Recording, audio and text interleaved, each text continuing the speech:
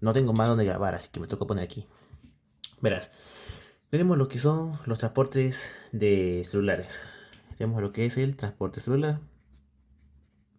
Espérame esto. En los transportes celulares tenemos lo que son dos tipos. La que es el transporte pasivo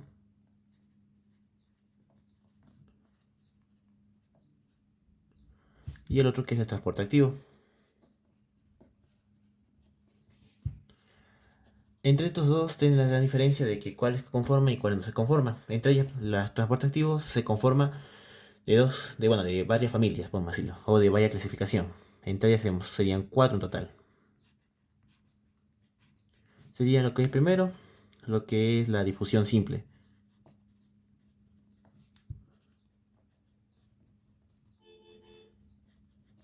Y después lo que es la difusión facilitada. Difusión simple, difusión facilitada. Y después tenemos los otros dos que, o sea, generalmente no son mucho de la membrana, pero son de esa clasificación. Que son la ósmosis y lo que es la otra que se conoce como ¿cómo se llama? La ultrafiltración. La ultrafiltración. En el caso del transporte activo, ese solo tiene lo que son tres. Lo que son bueno, de hecho cuatro. Igual que este aquí. Tiene lo que es el transporte activo primario. Y el otro que es el transporte activo secundario. Tenemos otros que son de la hidrólisis de ATP. Bueno, se conoce como transporte activo de hidrólisis de ATP. Pero le pone así más rápido. Y tenemos la otra que se conoce como el gradiente iónico.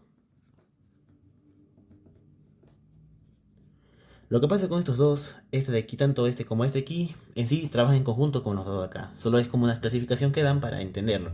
Pero primero vamos con lo que es el pasivo. Las características básicas de estos dos, el primero, el transporte pasivo, pues como dice su nombre, pues es pasivo, o sea, no ocupa energía. Este no ocupa energía. No ocupa energía, en cambio el aquí, transporte activo, sí ocupa energía. Este aquí va a estar a favor de la gradiente de concentración. La gradiente, se va a poner gradiente de concentración. Y otra es en contra de la gradiente. Por eso es que necesito energía para poder ocupar y ir en contra de la gradiente de concentración. También de esto tenemos que algunas ocupan proteínas y otras no. Por ejemplo, aquí ocupa dos proteínas. Ocupa las proteínas de canal y proteínas de transportadoras. En cambio, la de acá, este aquí solo ocupa lo que es proteínas transportadoras.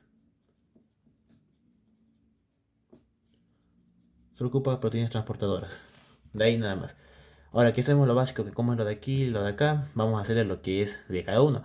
Primero vamos con lo que es la difusión simple. Tenemos lo que es la difusión simple. La difusión simple es un proceso de como dice, transporte pasivo que pertenece. La difusión simple es un proceso en el cual, ¿cómo sería la palabra?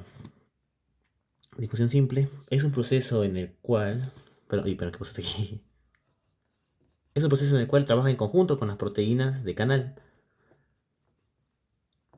Por eso se llama simple, porque solo literalmente lo único que hace es un camino para que pasen y no salgan. O sea, tengamos en cuenta esto. Esto de aquí es la bicapa lipídica y este aquí es la proteína que está en la mitad. Como es una difusión simple, afuera en lo que es la gradiente de concentración, siempre va a haber lo que es calcio, va a haber lo que es sodio, cloro y agua, por ejemplo. Van a estar afuera siempre. Y acá adentro va a haber lo que es calcio. Pero va a haber lo que es potasio. Entonces, lo único que va a hacer la difusión simple es que estas proteínas de aquí vayan hacia adentro en la difusión simple. O sea, que vayan a favor de su gradiente de concentración sin ocupar energía.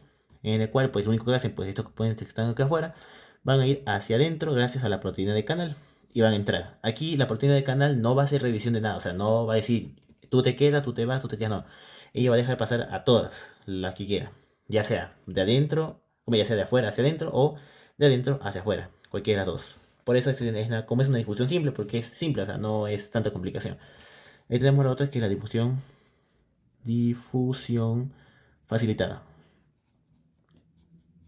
La difusión facilitada, en cambio, se trabaja con lo que son proteínas, no de canal, sino las proteínas transportadoras. ¿Qué hacen estas de aquí? Estas de aquí, las transportadoras, son un poquito más, cómo decir, específicas. Ellas sí eligen lo que es el metabolismo, o no, los componentes o moléculas que van a pasar. Más o menos algo así. Algo así, más o menos para que entienda. Son tres. Bueno, no son tres, sino es un ejemplo de cómo va pasando cada uno. Entre ellos, tenemos las moléculas, igual por ejemplo el calcio o el sodio. Esta molécula va a entrar y esta parte de aquí va a estar abierta. Solo la parte de aquí va a estar abierta, la de abajo está cerrada. Esta molécula va a entrar y la proteína la va a ver y la va en este caso a atrapar, como decirlo, o lo va a encerrar, como decir. Cuando ya la encierra, se cierran estos dos canales, tanto el de arriba como abajo se cierra. Y después, ya después de esto aquí, llega a la parte de abajo y se abre de nuevo, dejando pasar a lo que es la molécula. En este caso, pues sería el calcio. ¿Qué es lo que pasa aquí? Es que esta aquí es más selectiva. No van a pasar solo como de aquí. Aquí pasa cualquiera. Aquí en este caso va a ser más selectiva. Va a pasar las que ella crea que sean necesarias para el cuerpo. Y las que no sean necesarias, pues no la deja pasar. Y ya, ese es como la difusión facilitada. Recordemos que estas dos son siempre lo que son transporte pasivo. Que estaba acá arriba. Transporte pasivo. Ahora tenemos la otra que es la ósmosis. La ósmosis es demasiado fácil, de hecho no es muy complicado. La ósmosis es el proceso en el cual va a querer lo que es un equilibrio en el cuerpo, tanto en los dos lados, en un equilibrio tanto de solutos como de solventes van a estar igual, de la misma manera. Entonces, como van a estar de la misma manera los dos y formando un equilibrio, va a haber sus otras variaciones. En este caso, por ejemplo, digamos que este de aquí, esta linita, o este palito de aquí va a ser lo que es la membrana semipermeable. ¿Por qué semipermeable? Porque es aquella que va a elegir las cosas que van a pasar y las que no van a pasar. Ahora, esta es la membrana y esta aquí adentro es la célula. Entonces, la célula está por aquí, digamos así ya. Esta aquí es la célula, lo voy a hacer una bolita, y acá está lo que es lo externo. La célula normalmente tiene su cantidad normal, tiene su soluto, su solvente, no sé cuánto.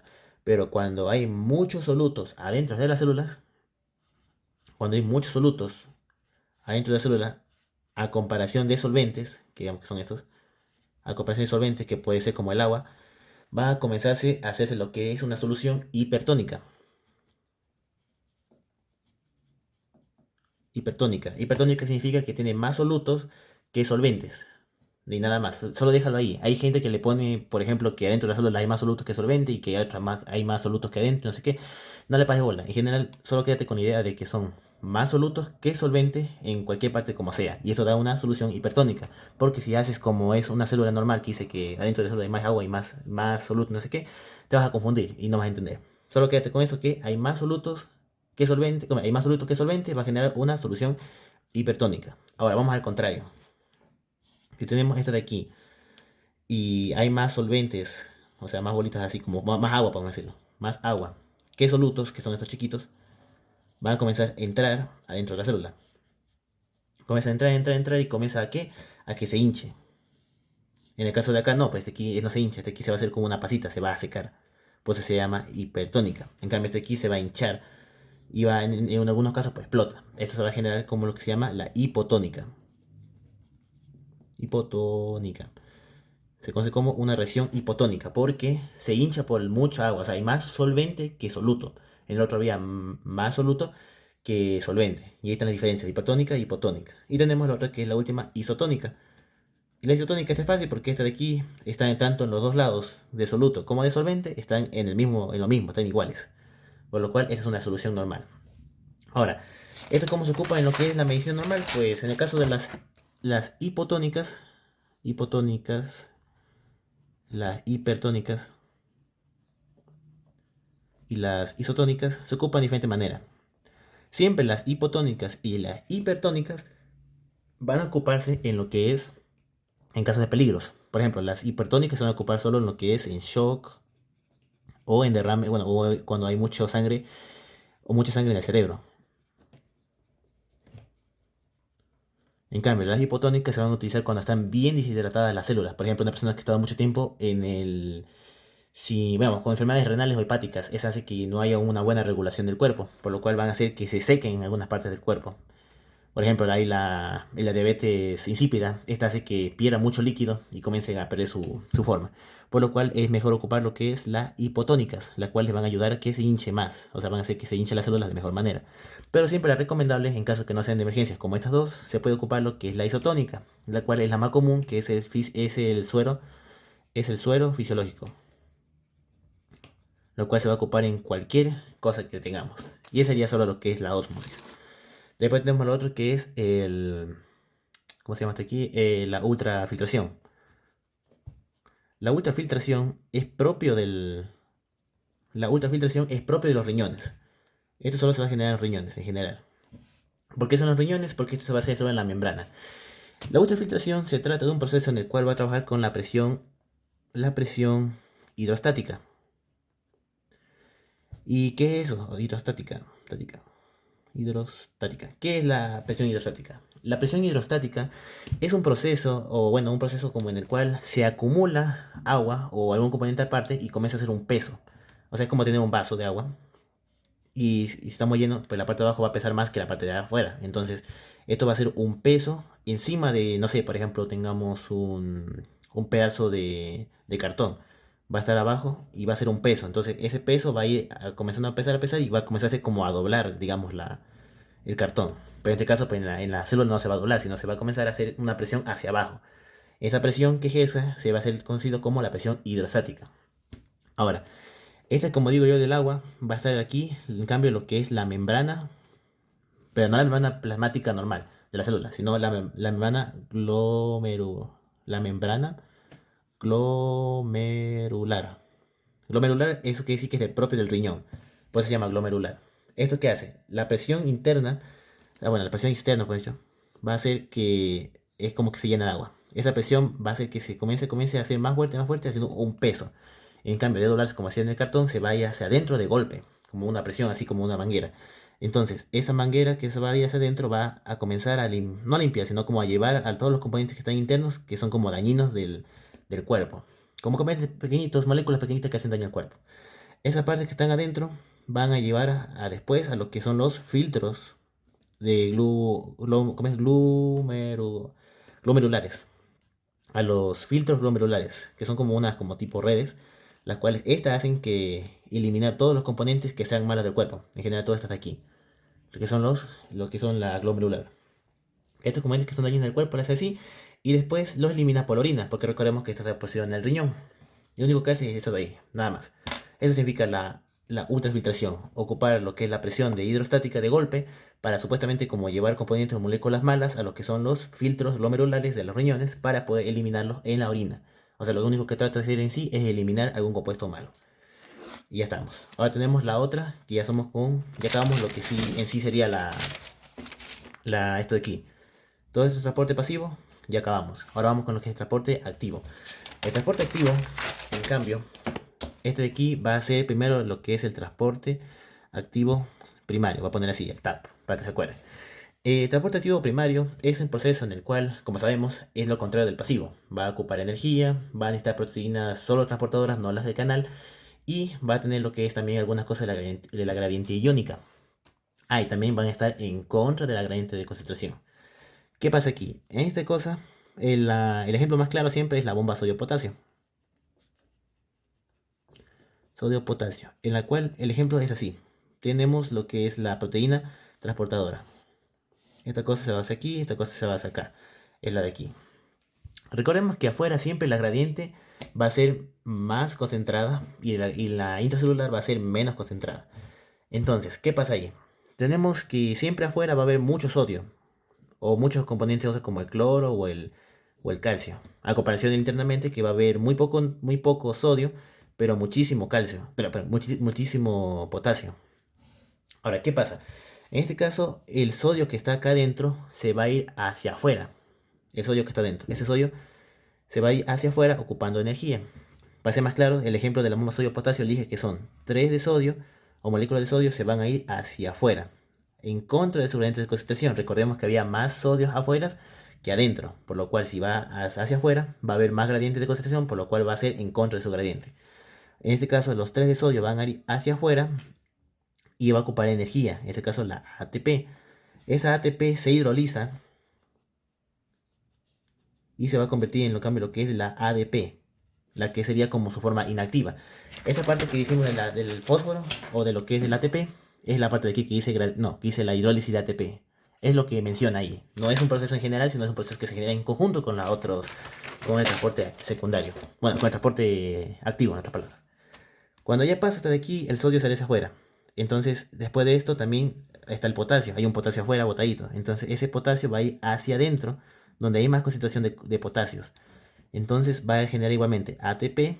Entonces, se va a hidrolizar y luego se va a generar otra vez y se va a hacer lo que es ADP, que es su forma inactiva porque ocupa la energía. Y va a ir hacia adentro. Y ahí se conoce como en contra de su gradiente de concentración. Ahora tenemos esto de aquí, de lo que es la bomba, ¿cómo es? Transporte activo primario. Ahora vamos con el transporte activo secundario y la gradiente. ¿Qué pasa con el secundario? El transporte activo secundario, o el TAS, que le digo yo, este de aquí es un proceso en el cual es lo contrario. O sea, no lo contrario, sino me ha dicho así. Este proceso es igual. Y nos quedamos justo en la parte donde se salía el sodio, esta parte aquí. Se salía el sodio, ahí nos quedamos. A la segunda, que es el transporte activo secundario. Cuando el sodio sale, ya con lo que es hecho lo que es el proceso este de la ATP, que eran las 3 de sodio y entraban los 2 de potasio, este sodio con el tiempo va a tratar de meterse otra vez para, como decir, regular las cargas, ya que lo que sale es para regular afuera, pero se irregula acá adentro. Es como que es un juego, entre comillas, entre los dos. Entonces, este sodio que ya salió va a volver a entrar en algunos casos. A veces el sodio no se entra así de golpe, sino a veces otros sodios aparte que están por allí, al ladito entran.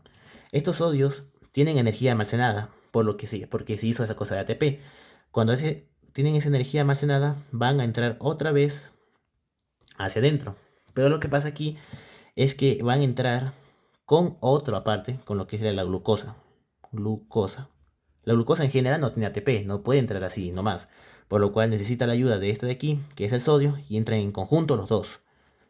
Esto entra en conjunto y el sodio pues se regula por acá y la glucosa entra para hacer los procesos internos. Esto se conoce como transporte activo secundario, en el cual ellos no ocupan su energía propia en ATP, sino ocupan energía de alguien más. O sea, son como aprovechados que se cogen energía que ya generó el sodio para poder entrar, en este caso la glucosa. Claro que hay otros ejemplos, como el intestino tiene otros componentes, como el calcio, y en general. Entonces, ese sería más o menos el proceso del transporte activo secundario. Ahora, tenemos otros, por ejemplo, que incluyen en el mismo proceso de aquí, del transporte activo secundario, que están así, pueden entrar dos conjuntos, pero también hay otros que ocupan esta manera. Igual de otra manera. Tenemos el sodio está cargado, ¿no? Este sodio está cargado, pero acá abajo tenemos calcio. Este calcio normalmente no está ubicado mucho aquí, sino está ubicado casi siempre afuera. Entonces, el sodio cuando entra, tiene su energía, justo sale como que su energía. Esa energía que está, como decirlo, está esparciéndola, el calcio lo va a ocupar para salir. Y ahí el sodio entra y el calcio sale. Eso también se conoce como un transporte activo secundario porque el calcio no tenía su energía propia para pasar, sino que este ocupó energía del sodio que ya estaba hecha y se sale hacia afuera. Y algo para recalcar es que estos transportes que digo tienen un nombre. Por ejemplo, este aquí, que el sodio entraba y el calcio salía, se conoce como, no como un transporte o como una vía antiportadora. Antiportadora, ¿por qué? Porque una entra y otra sale, pues se llama anti. De los dos que salen, unos que están diferentes. Esta que entraban los dos en conjunto se conoce como sin portadora. Sin. Perdón, sí. Sin portadora. Se conoce como sin portadora y este se conoce como antiportadora. Y el acá, este sería igualmente un antiportadora porque están en lo contrario. Hay componentes que también se conocen como los uniportadores, los cuales no pasan en general por una proteína así, sino que pasan literalmente, pueden atravesar tranquilamente lo que es la membrana. Esto debido a que también son liposolubles. Todo lo que vimos de aquí son hidrosolubles. Perdón. Todo lo que vimos aquí son hidrosolubles. No pueden pasar en la parte de aquí porque la capa lipídica no les permite. Pero hay otros componentes como por ejemplo el oxígeno y el cortisol, que son la hormona del estrés, si logran pasar esta membrana sin necesidad de una proteína, por lo cual esto se conoce como las uniportadoras, que van a un solo lado. Por eso son así, nada más. De ahí, eso sería todo el proceso de lo que es transporte de la membrana. O bueno, transporte celular, que es en conjunto. Y de aquí, y lo que es esto aquí, me va a decir qué pasa con el gradiente iónico. El gradiente iónico, en general, no es tan complicado. Lo único que hace es que, en cambio de tener lo que es aquí, siempre aquí en la parte extracelular va a ser positiva. Y la intracelular siempre va a ser negativa. Por lo cual, las gradientes van a ir en positivo positivo. O sea, solo van a especificar como que si el sodio era positivo, se va a ir al lado contrario, porque polos opuestos se atraen. Entonces se van a ir hacia el lado contrario, que sería hacia adentro, para poder igualarse. En cambio, en el potasio igualmente, el potasio es como un positivo. Perdón, es como un negativo, pero no, es como un negativo. Entonces va a irse al contrario, del positivo y negativo van a irse por polos opuestos y van a irse hacia afuera. O sea, en general, los gradientes de iónicos solo se trata de los polos que hay en cada uno. Y es para cómo, por qué uno entra y por qué el otro sale. Solo es para eso en general, no es nada más importante. Algo que sí, solo acuérdense de que siempre la parte extracelular va a tener mayor concentración y mayor carga positiva. Y en la parte intracelular ¿cómo es? Menor concentración y menor carga. Bueno, y cargas menores o cargas negativas en general. Y eso sería todo.